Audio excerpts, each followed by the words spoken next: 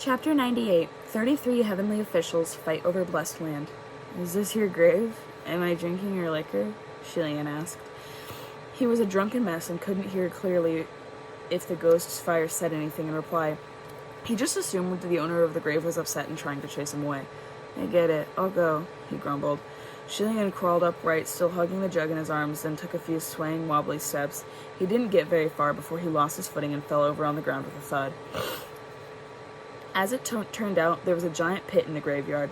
It was probably dug to prepare for an upcoming burial, but the deceased hadn't been buried yet, and Shillian went tumbling in instead. Shillian's forehead had smacked on the outer edge of the pit when he fell.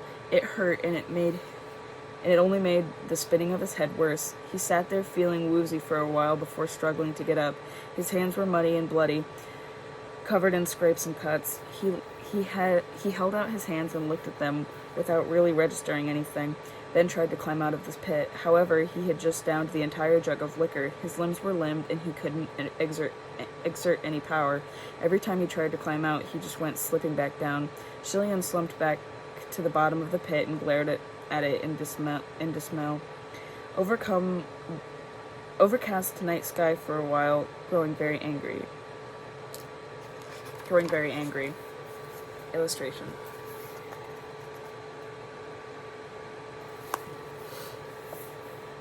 This pit wasn't even that deep. Why couldn't he climb out of it, no matter how hard he tried? The more he thought about it, the angrier he became, and he started mumbling despite himself. What the fuck? Shillian had never cursed before. This was the very first time such language had come out of his mouth. It was very curious. The stifling tension in his chest seemed to disperse instantly the moment he swore, like a child who had his first taste of sweets. Shillian clung to the side walls of the burial pit and used all his strength to yell at a deafening volume. God fucking damn it. He slapped the ground and yelled, Is anyone there? Is there anyone who can help pull me out? Is there anyone who can help pull me out? Of course, there wasn't anyone.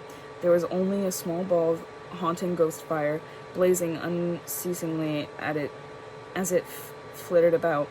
After Shillian fell in the pit, the ball of ghost fire rushed over, seeming to want to pull him up, but it would never be able to reach him. Shillian didn't bother with the ghost fire at all, just continued to angrily rant. Someone might as well come and bury me. Cursing was one thing, but he still had to get out. Shillian finally climbed out on his own, but the struggle had left him incredibly unkempt, and he lay on the ground huffing and panting laboriously. It took some time before he was able to turn on his side and curl up, hugging himself. So cold, Shillian whispered. His voice was tiny, scared that someone would overhear. But the ghost fire did hear, and came flying. It pressed itself against his body, its flames immediately burning much brighter than they had before. It was burning itself with all it had. Still, a ghost fire was cold. No matter how close it pressed, no matter whether it burned itself out, it still couldn't bring a sliver of warmth to the living. In his daze, Shillian thought he could hear a tiny voice. The tiny voice seemed so close, yet so far. It was coming from a waking dream. It cried in despair. Oh God, please wait for me. Just wait for me. Please just give me a little more time. Let me. God, is it calling for me? Shillian wondered to itself. But even if it was praying to him, it would be pointless. He was already a powerless god, and he was even less capable now than that he wasn't. He was already powerless as a god, and was even less capable now that he wasn't. Your Highness, Your Highness, Your Highness! It was Fangshan shoving that woke Shillian up. Shillian blinked his eyes open laboriously and found himself laying in a narrow alleyway. Fangshan's face was hanging above him. He let out a breath of relief when he noticed Shilian was awake, but a moment later his relief was replaced with traces of anger. Your Highness, what's going on with you, running off on your own for 2 days without a word? You didn't come back as soon... If you don't come back soon, I won't be able to keep hiding from their majesty. If you don't come back soon, I won't be able to keep hiding it from their majesties. Shilian sat up. 2 days. When he spoke, he found that his throat was dry and his voice was hoarse. His temples throbbed and his head ached like it was going to split. He sort of remembered what happened, but not really. Fengshen crouched by his side. That's right, 2 days. Where exactly did you go? Why were you running around like a madman? He had been drunk for 2 days? Why wasn't he in some wild graveyard? Why wasn't he laying here? Fengshen made Shilian shiver with foreboding. What did I do? You were possessed, Fengshen said gruffly, smashing stalls all over the place, beating people up. You even tried to confront some patrolling Yong'an soldiers, and I didn't know what else you did before that. And I don't know what else you did before that. When Shilian heard that he'd gone so far, that he'd gone after Yong'an soldiers, he was shocked. I confronted the soldiers? Then what happened to them? Luckily, I found you and stopped you, Fengshen replied. And since you look like this, they assumed you were just some crazy drunkard. They yelled at you, but didn't bother doing anything else. Otherwise, you would have been dead for sure. What happened to you? Why does it look like you were drinking? Shilian looked down under himself and found that he was filthy, covered from head to toe with mud and grime. He scratched his head, and his hair was messy as that of a criminal being dragged to his execution. He certainly did resemble a crazy drunkard who had slept on the streets all day. Shilian was briefly silent before he crawled to his feet and replied vaguely, Yeah, I drank a bit. Fengshen couldn't wrap his head around this. Huh? How could you drink? How much did you drink to be drunk for 2 days? Seeing Fengshen's look of disbelief irritated Shilian for no good reason, and he walked on ahead. I already said that I didn't drink that much. Just a bit. No big deal. Why can't I drink? Fengshen hadn't expected to answer like this and was stunned for a moment, then chased after him. What do you mean, no big deal? Has your Highness forgotten? Drinking breaks the precepts. You can't break them. Otherwise, how can you cultivate? You have to ascend again. Shilian quickened his pace the moment he heard cultivate and ascend. He didn't want to listen anymore. Your Highness, Fengshen called out. He caught up, and after a moment of hesitation, he tried, Did something happen? Won't you tell me? Hearing Fengshen question him so cautiously, Shilian opened and closed his mouth, wanting to speak but unable to. He might break down if he didn't tell someone soon, but he also wasn't sure how Fengshen would react if he told him. He didn't dare make that gamble. Seeing him distracted, Fengshen added, Honestly, it's not like you killed or robbed someone, so what is it that your Highness can't tell me? It's not like you killed or robbed someone. Those words threatened to suffocate him. Before he might have wavered on the matter. He might have tried to tell the truth and trust his luck, but all such hopes were thoroughly shattered in that moment. Shilian dipped his head and turned to keep walking. It's nothing. It's just... I'm really tired. He replied hazily. He was just about to make up an excuse when he noticed something on Fengshen's cheek and stopped in his tracks. What happened to your face? Fengshen felt his cheek and his muscles tensed when he seemed to prod somewhere that hurt. There was a gash on his face, and one of his arms had been wrapped carefully with neatly layered bandages. Someone else had clearly taken care of them for him, but Shilian was primarily concerned about the injuries underneath the dressings. How did you get hurt? No mortal could easily harm someone with Fengshen's skills. All it was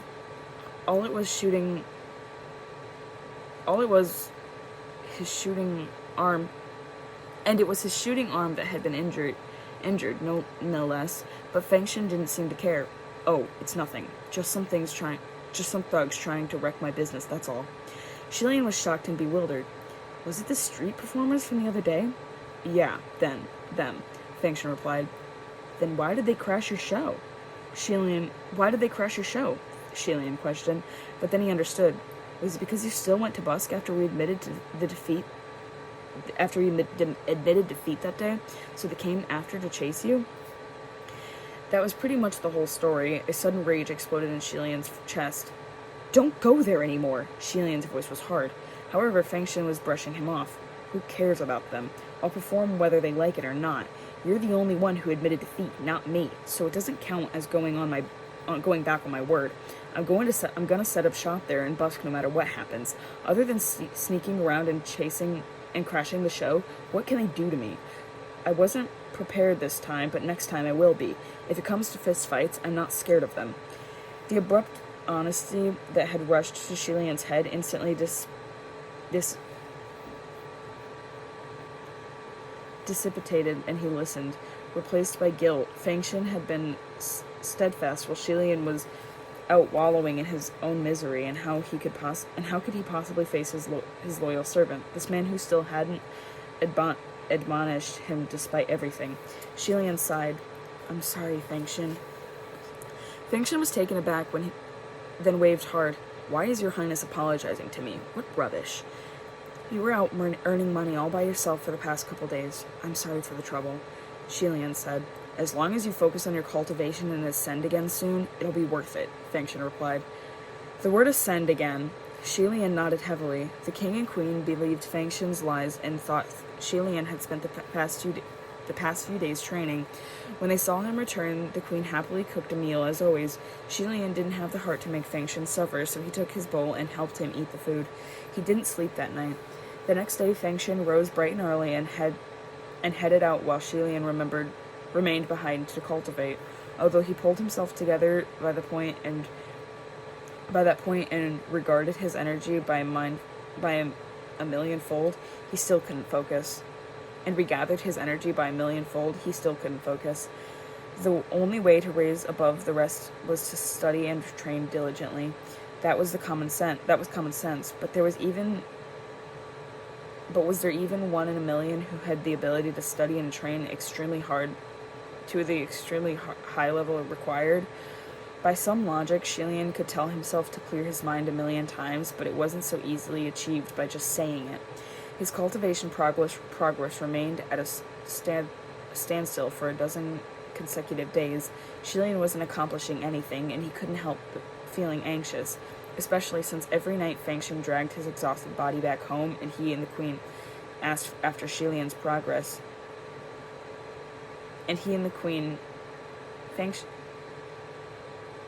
Especially since every night Fengshen dragged his exhausted body back home, and he and the queen asked after Shilian's progress. The progress had felt indescribably immense. The pressure had felt indescribably immense. He didn't dare tell them the truth. He could only vaguely answer yes, he was making progress, which made Fengshen and the queen both very happy. Still, he knew this couldn't last forever. After 2 months, Shilian finally couldn't let it go on any longer. One evening when Fengshen had returned very late, he and Shilian sat at the table together, eating the previous day's leftovers. As they ate, Shilian suddenly turned to him.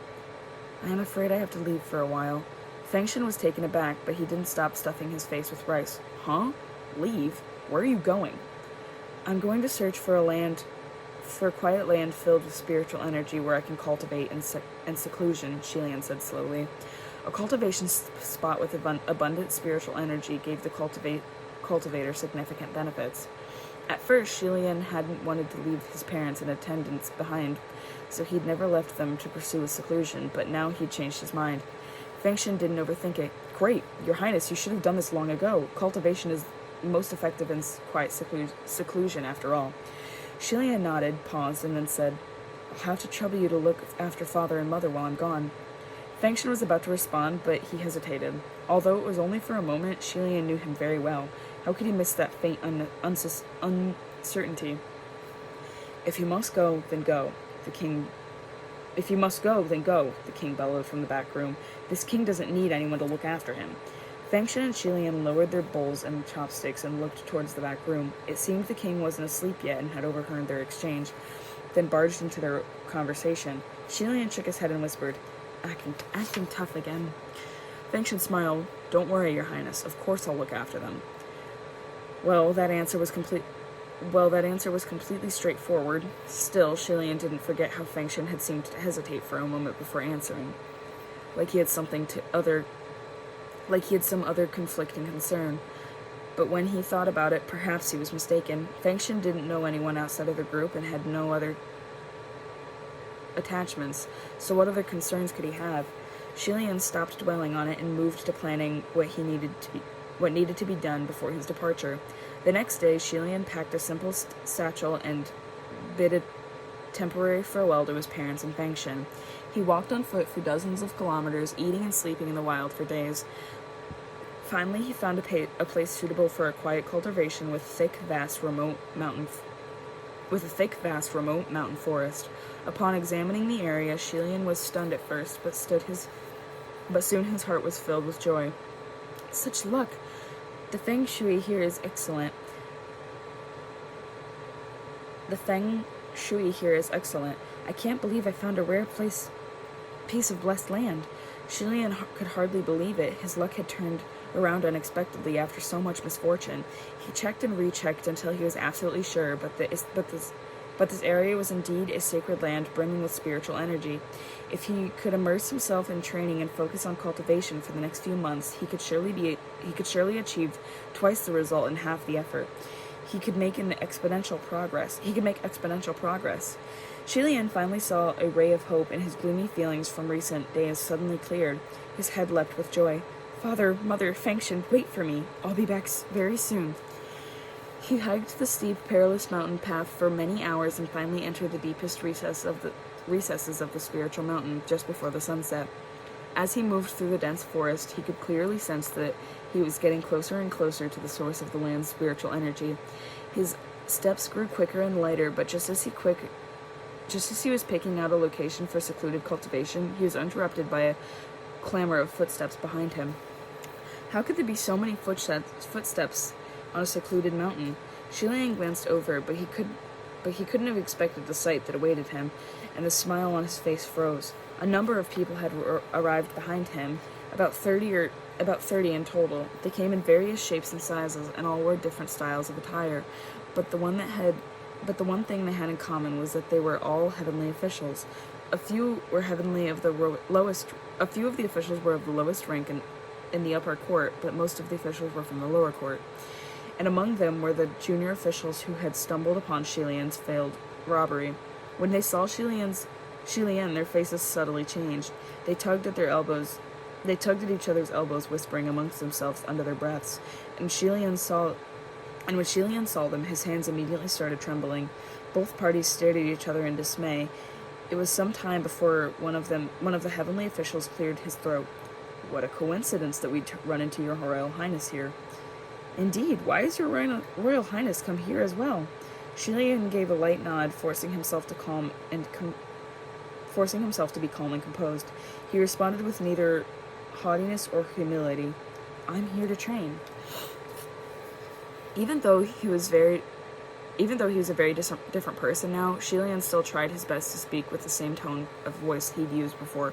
He was banished, refusing to allow himself to sound anxious or agitated. The heavenly officials smiled. An even greater coincidence. We've come here to train too. Yeah, who knew we'd run into each other here? As it turned out, Shilian wasn't the only one who spotted this blessed land. This group of heavenly officials had targeted it too. Forced with the situation, Shilian hesitated. Would he have to cultivate alongside these heavenly officials? Honestly, he despised the idea. He had come here to close himself off from the world and cultivate quietly. There'd no doubt be disturbances. He couldn't achieve solitude around this many people. Some people liked to cultivate in groups, so they'd take care of one another, but to cultivate in groups so they could take care of each other, but Shilian had always cultivated quietly on his own. Furthermore, ever since the robbery incident, he became anxious whenever he saw heavenly officials he'd once known. Other people's eyes felt as piercing as needles, and the stares tormented him. He was perpetually griped by the delusional feeling that they were all secretly watching and judging him. He wouldn't be able to focus on cultivation in such a state. When it came to laying calm to blessed land, when it came to laying claim to blessed land, there was a first come first serve rule. If Shilian was strong enough, he could simply state that he was there first and request that they find somewhere else to train. However, the junior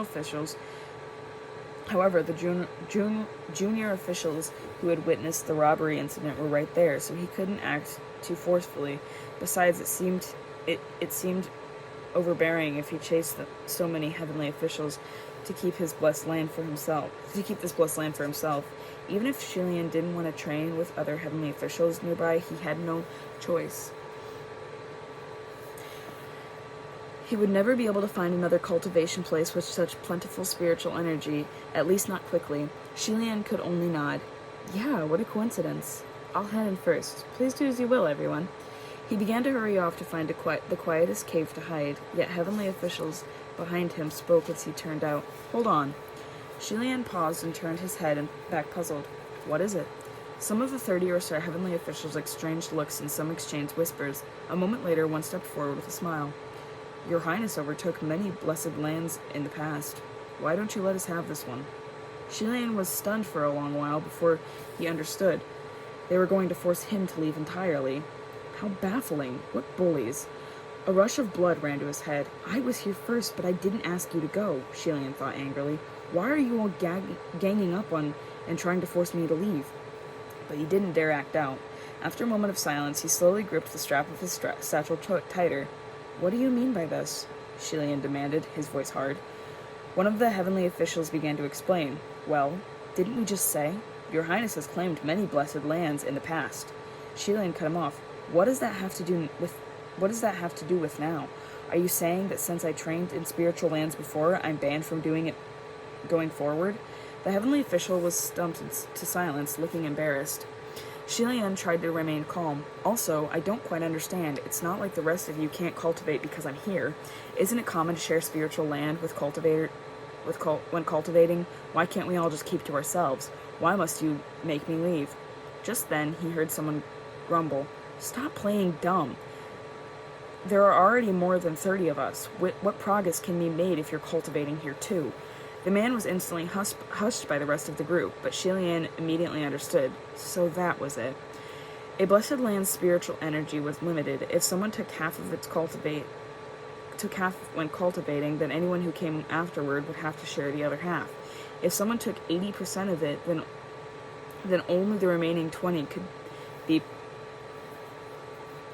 be parceled out, and a person with a greater ability to absorb spiritual energy would leave even less for the others to use. The heavenly officials were afraid that Shilian would absorb most of the spiritual energy if he was there to cultivate. Anything that remained would have to be shared among the 30 of them, barely a sliver for each. Realizing this, the boiling blood in Shilian's head began to roil even more aggressively. He clenched his fist and stated coldly, I will cultivate here. Another heavenly official spoke up. Your Highness, we're only calling you Your Highness out of respect. You're nothing more than a mortal right now. Why must you fight over a spiritual land? Since I'm a mortal, you're all heavenly officials, then what are you afraid of if I'm here to train? Shilian said, If I don't leave, you're going to chase me away by force? Of course, they couldn't do such thing. Heavenly officials were not allowed to attack mortals who hadn't committed any major sins, lest they be punished. These heavenly officials couldn't do anything to him. However, Shilian had forgotten one thing. As he stubbornly faced those 30-some heavenly officials, a voice broke in to say, It seems your Highness has grown more of a backbone after being banished to the mortal realm. Not only will you rob mortals, you'll even offend heavenly officials. It felt like Shilian had suddenly plunged into an icy cellar. He whipped his head up and saw that the one who had spoken up was an unremarkable low-ranking official, but not one who had been among the group that had caught him red-handed during the robbery incident. As Shilian had suspected, they had already gossiped about it, and it hadn't all been in Shilian's head.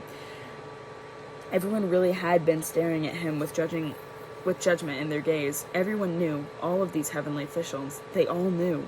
In an instant, Shilian felt all his bones had been pulled out. The fire burning in his veins was extinguished, and his eyes turned red. He stiffly looked at the junior official who had seen him that night. "You said you wouldn't tell anyone," he rasped. Perhaps his burning state pierced them too deeply, but this junior official, pinned under his gaze, was quickly waved their hands. We didn't tell any outsiders." Shilian's eyes burned red. Shilian demanded, "Then how did they know?" One of the 30-some heavenly officials looked surprised when they heard his question. If so many of these heavenly officials already knew, how much of the upper court had been told? His questions stumped the officials for a moment, but then quickly argued back. "Well, it's not like they're outsiders. We're all close friends, with no secrets between us, so this doesn't count as telling. But we won't say anything to anyone outside of the officials here." Shilian didn't wait for him to finish before he cried out sharply, "Lies! What a bunch of lies! I didn't believe you! I don't believe you!" The junior officials were starting to feel a little embarrassed at being cut off so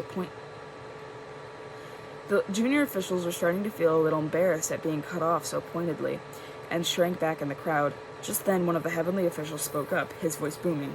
"What does it matter if you believe them or not? You're already lucky that none of us have exposed all the fine deeds. You're already lucky enough that none of us have exposed all the fine deeds Your Highness has done here in the mortal realm, and you still ask us to keep secrets for you? Why are we all obligated to keep your secrets? What a joke." It was like a bucket of ice-cold water had been thrown in Shilian's face, followed by a blade piercing his heart. Another heavenly official piped up. "You wouldn't fear more talk if you hadn't done anything immoral. You wouldn't fear mere talk if you hadn't done anything immoral. You're the one who's going corrupt, and you blame others for not keeping their word.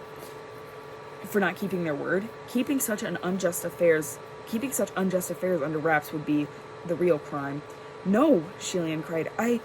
He wanted to say that he had his reasons, that he hadn't wanted to do it, but deep down he also knew that his reasons weren't important. All that mattered is that he did indeed try to rob someone. A stain like this was like a brand of shame on his face, and it made him feel infinitely smaller before these heavenly officials. Too afraid to even raise his voice to defend himself, seeing that his will was fading, one of the martial gods stepped forward. "Your Highness, now do you understand why we don't want you to cultivate with us?" Shilian lowered his head and tightened his fists. The martial heavenly official continued, "We're not walking the same path, and travelers of difficult paths shall not meet. You should leave."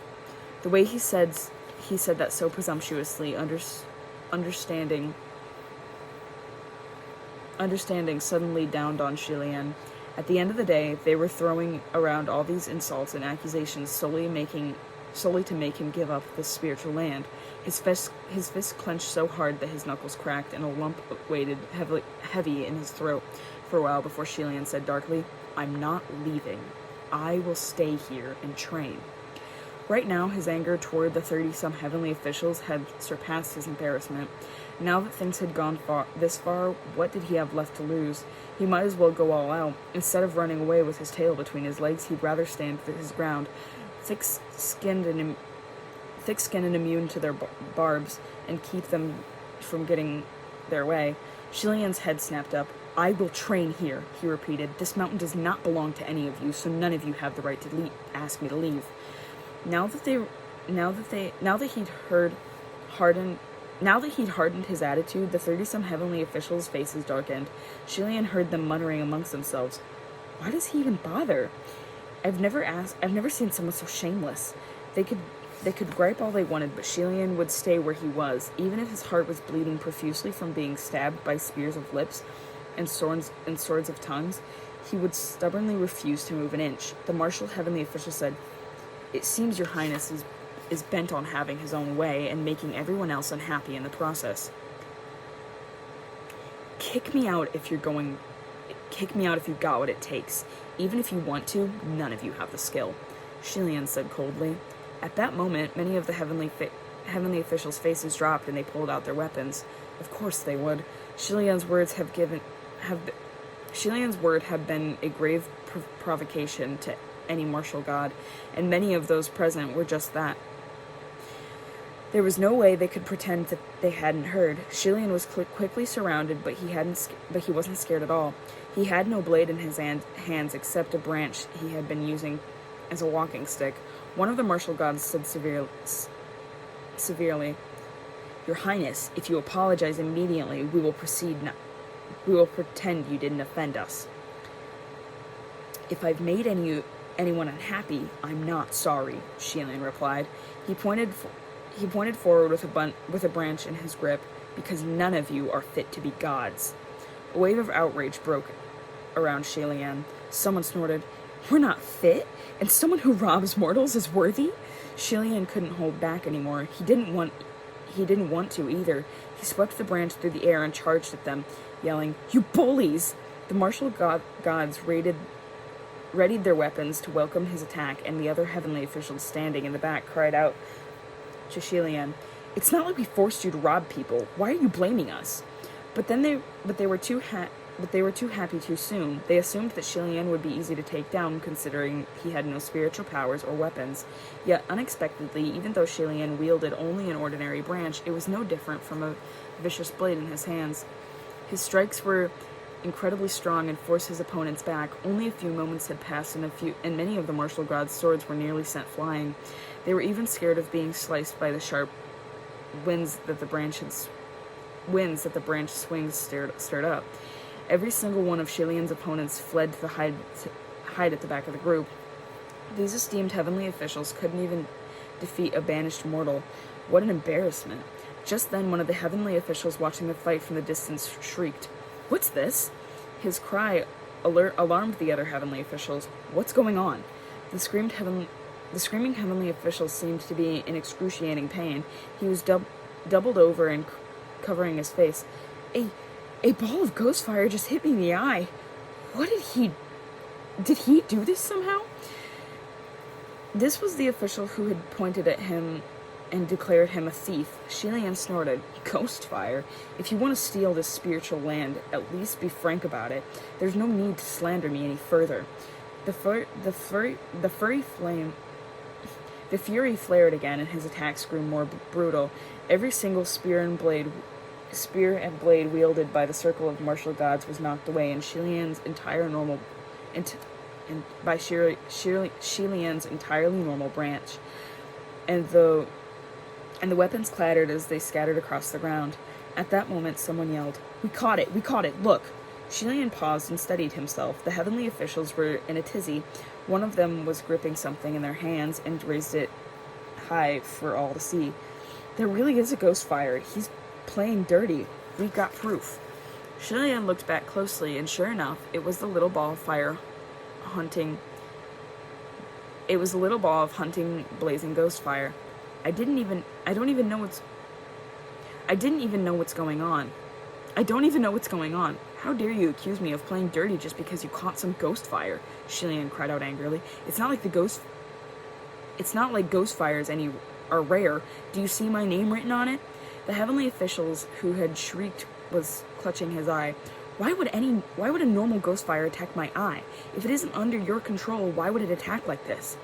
I say it's some wandering spirit from the mountain that was frightened by you lot, and came crashing in here by accident in a daze. Your proof is nonsense," Shilian rebuked. The martial god who had first attacked grabbed the ghost fire. Who cares whose control it's under? Just disperse a harmful thing like this, he said as he gripped it harder, looking like he planned to snuff out the spirit's fire. Seeing this, Shilian blurted, "Let it go!" He couldn't bear to have wandering spirits be dragged into their quarrel. He rushed to fight the martial god and retrieved the ghost fire. Since Shilian intended to rescue the spirit, he had to hold back a bit, and the two were soon in a standstill. Suddenly, a few heavenly officials called out from behind them. You're here! Come quick! Come see for yourself what's going on!" It sounded like someone had arrived. "You're finally here," another heavenly official cried. "We've been waiting for you. Come give us a hand. Come give us a hand." Shilian was startled. Has someone powerful arrived? Then he thought, who cares who it was? If they're going to give me trouble, I'll just go another round. I'm not afraid of anyone. He was brimming with resentment and ready for a huge brawl, but then the crowd parted and the fashionably late arrival stepped forward. Shilian was absolutely stunned. The newcomer was Mooching. Mooching obviously wasn't expecting to see Shilian like this either. The moment they came face to face, they were both dumbfounded. Shilian's eyes went wide, and he completely forgot about the martial gods he had been fighting. "Why are you here? Aren't you—" he muttered, but after only a few words, he noticed something and fell silent. He understood what happened. Right now, Mooching wasn't wearing his old, worn black robes from when he'd been with them on the run. Rather, he was wearing a uniform befitting a martial heavenly official of the lower court. Fangshan and Mooching had once been Shilian's left and right hands. Their abilities were highly praised and caught the eyes of many. When Shilian was banished, some heavenly officials had thought it was a shame that Fangshan and Mooching were banished with him. Some even approached them in secret and asked whether they were willing to transfer their loyalties to serve another palace. It was feasible that a heavenly official had pulled Mooching to their lower court as a gesture of recognition and had him work in their service. That had to be it, and he was clearly doing well for himself. If he was tagging along with his group of heavenly officials to search for blessed land in which to cultivate. Shilian was still an immortal body, but Mooching had already returned to the lower court. It was strangely ironic. With great effort, Mooching finally composed himself and asked in confusion, "What's going on here?" The heavenly officials all fought to tell their tales. Shilian stood at a distance, his body rigid. He noticed that they weren't telling Mooching about his robbery. What did that mean? It meant Mooching had already heard about the incident. Mooching knew he had tried to rob someone. Drop after drop of cold sweat rolled down the side of Shilian's face, and he backed up a few steps involuntarily. The martial god who had been facing him earlier huffed in anger. "He wants to take the spiritual land all for himself and chase us out. Mooching, hurry up and help us." Help? He wanted Mooching's help in a fight against Shilian? Shilian was tingling with rage and shocked to the core. He finally snapped back to himself and stammered furiously. All of you are lying about what happened. So shameless. It wasn't like that at all. I clearly wasn't doing any of that." Mooching was still just watching from the side and it was making Shilian anxious with rage. He charged forward with the branch again, and the martial gods were having trouble defending against his attacks and could only retreat in defeat. "Mooching, why are you just standing there?" they yelled. The other heavenly officials joined in on the hollering, but Mooching still looked hesitant, like he didn't know whether he should attack. Shilian heard them urge Mooching to confront him directly, and wild fury blazed inside of him. "Mooching, this isn't like you. Mooching isn't like you. He's my friend. He would never help you." He raged and struck even harder. Another row of weapons was sent flying. The rest of the heavenly officials saw that he was growing bolder the longer he fought. Things weren't going the way they should have. "Mooching," they cried urgently, are you just going to watch him make a mess of things?" Mooching's expression changed erratically. He took a step forward and his fingers twitched. "Don't just stand there. Give us a hand," a heavenly official near called him. It was just like that. It just had to be that moment when someone commented strategically. It just had to be that moment when someone commented sarcastically. "It's understandable that Mooching doesn't want to move. He was His Highness's personal attendant back in the day. After all, even if His Highness's robs mortals and steals our spiritual land, he can't help but be affected by the sentiments of their past relationship. It's enough that he hasn't teamed up with His Highness. How can we possibly expect more than that?" On the surface, his words sounded like they were giving Mooching an excuse to stay out of things, but the comment was insidious. Veins crawled across Mooching's forehead. The air was growing delicate, and Shilian could tell that this was about to go wrong. Mooching. All he said was Mooching's name, but a moment later, Shilian's hands felt light in his heart, and he heard a slashing sound. Shilian blinked and looked down to find that his only weapon, the tree branch, had been sliced in half.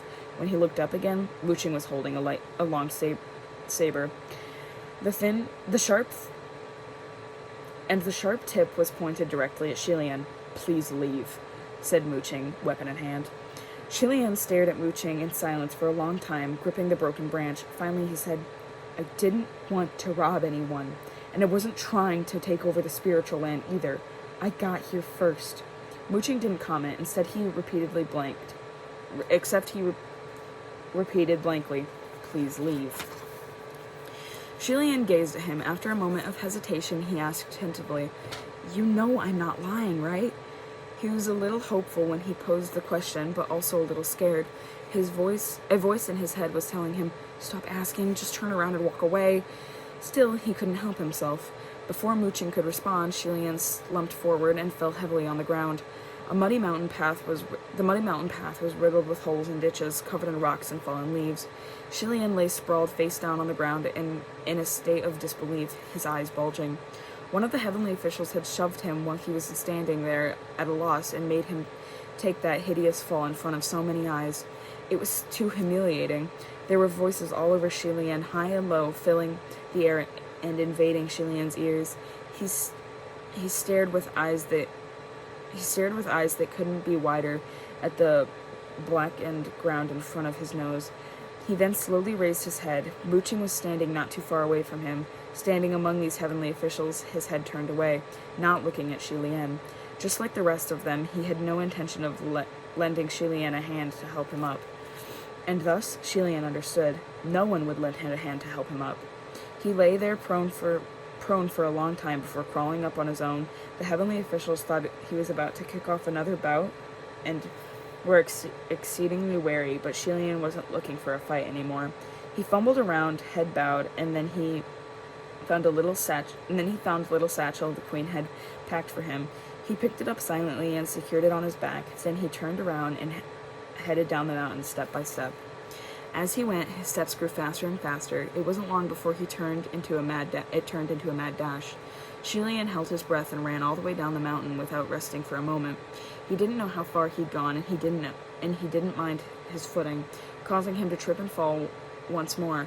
The breath he'd been holding was finally released, accompanied by a mouthful of angry blood.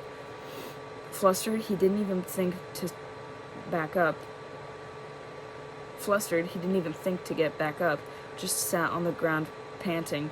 Once his breath slowly returned to normal, he still didn't think to stand up. He remained there in a befuddled daze. Suddenly a hand was extended to him. Shilian blinked slowly at it, and his eyes followed the arm up. It was Mooching again. He was standing next to Shilian with his hand outstretched, looking a little ashen. A moment later, he said stiffly, "Are you all right?" Shilian stared at him with empty eyes and didn't speak. Mooching averted his gaze. Perhaps the chilling stare was making him uncomfortable. Nonetheless, he kept his hand outstretched. "Come on." But he had reached out too late. Shilian didn't take his hand and didn't get up either. He just kept staring at him with unblinking eyes. The two remained at a standstill for a long time, and Mooching looked more and more upset. Just as he was about to pull his hand back, Shilian grabbed a handful of mud and flung it at Mooching. It hit him with a loud splat. Mooching had never expected him to do something like that, and he didn't know whether to call it rude or juvenile. Filthy mud splattered on his chest, and the spots scattered onto his bewildered face. Anger rolled up a moment later, but he forced it down. "I didn't have a choice," he said in a low voice. He truly didn't. He had been getting along well with those heavenly officials, and have thought he was on Shilian's side if he just stood there idly by and watched his colleagues get pulverized, and that would have made his life so much more difficult. It was as if Shilian had forgotten how to speak, and he could do nothing but hurl mud at him. Mooching blocked a couple of shots, but he couldn't keep up with his pace. "Have you gone crazy? Didn't I just tell you that I didn't have a choice?" he cried furiously. Didn't you rob someone because you didn't have a choice? "Scram, get out of here, leave." Those were the only words echoing in Shilian's mind, but he couldn't utter a single sound. He could only grab anything nearby. He could only crazily grab anything nearby he could throw. He didn't care who he hurled things at either. Finally, Mooching couldn't take it anymore. With a gloomy expression, he left with a sweep of his sleeves. Shilian panted harshly for a bit, and fell back down, spacing out once more. He sat in that position until nightfall. Once the skies turned dark, a crowd of phosphorus flames approached and floated around him, dancing hauntingly about, but it was like Shilian didn't see them. He didn't bother mustering the strength to look, as if the phosphorus flames were annoyed that they hadn't been noticed. He didn't bother mustering the strength to look, as if the phosphorus flames were annoyed that they hadn't been noticed. More and more gathered around Shilian. He still ignored them. That's it, until a humanoid figure emerged from the assembly of flames. The arrival of this man was accompanied by a feeling of immense foreboding. When he sensed the ominous feeling, Shilian slowly lifted his head. A white-clothed man was standing about 10 paces away amidst the countless floating phosphorus flames. Half the mask on his face smiled eerily. "How are you, Your Highness?" he greeted pleasantly. And that is the end of chapter 98.